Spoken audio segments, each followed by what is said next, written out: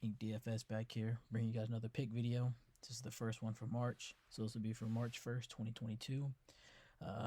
We ended February last night, kind of a little wonky slate, a lot of blowouts, a lot of guys we thought were going to be it didn't produce as they should because of the blowout. So we're going to go ahead and hop into the March slate, first slate of March, and hope for better results. Things go more of how they should go. Again, if you guys like these videos, go ahead and drop down a like below. Subscribe to the channel, helps me out a lot, helps me keep pushing these out and help support and grow the channel so we can get even bigger and better. So without further ado, let me go ahead and jump right into this. My first guy here, Jayson Tatum.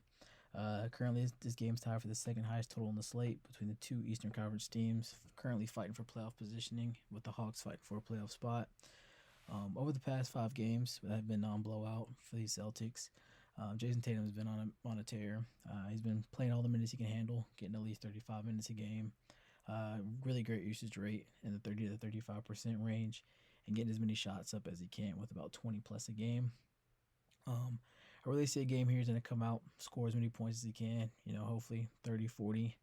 But even somewhere in the mid-20s would be great. Big double-double. Should be on the boards a lot as well. Also coming in with a great matchup. He's a top 10 matchup for small forwards against Atlanta, which fits perfectly where Jayson Tatum's at the small forward position.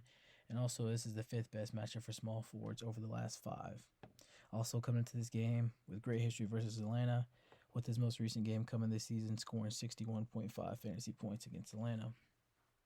Also coming in at a pretty nice price point, price down from usual, upper 9 to 10K range, coming in just below 9 at $8,900. So definitely a little bit of a discount on this guy right here. Next guy on my list, we have Luka Doncic, or as I like to call him, Luka Doncic. If you know, you know. Tonight he gets to go up against the Los Angeles Lakers, who we all know have been struggling recently. Had a big meltdown last game out against the New Orleans Pelicans, all over social media, them getting booed, going back and forth with fans.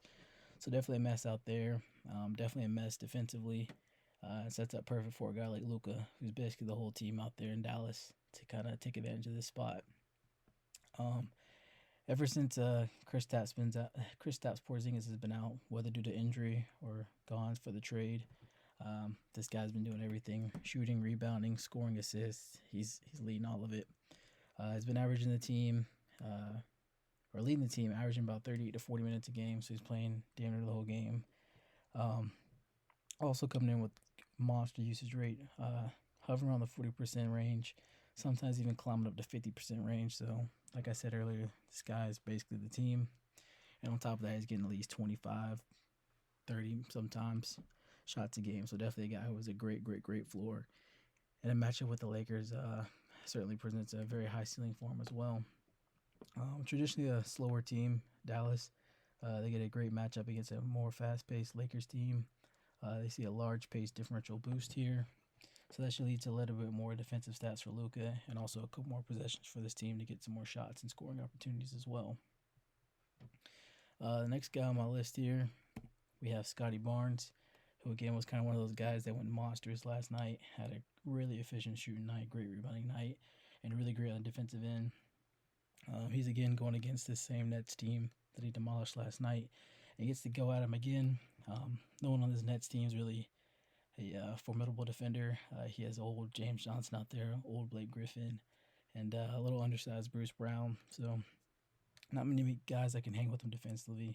So should again have no problem doing what he does tonight. Currently, we have OG Anunoby, questionable with that fractured finger, and Fred VanVleet also questionable with that knee injury that's been lingering and nagging him since the beginning of the All-Star break. They're both currently questionable. If any of those guys are out, which I'm assuming OG will be out and Fred VanVleet will play, I should give him a little bit more of a boost on the offensive side of the ball. Let him do a little bit more. But again, if both those guys are in, like I said, there's really nobody at that small forward position that can limit this guy. Also coming off a back-to-back, and also coming off of a blowout game against the same team, so it can be likely to see another blowout. But I believe he's kind of a blowout-proof in this matchup, as last night he blew out the same team, and he put up 34 minutes in that game, where he was the one that did most of the blowing out, so the blowout was kind of irrelevant.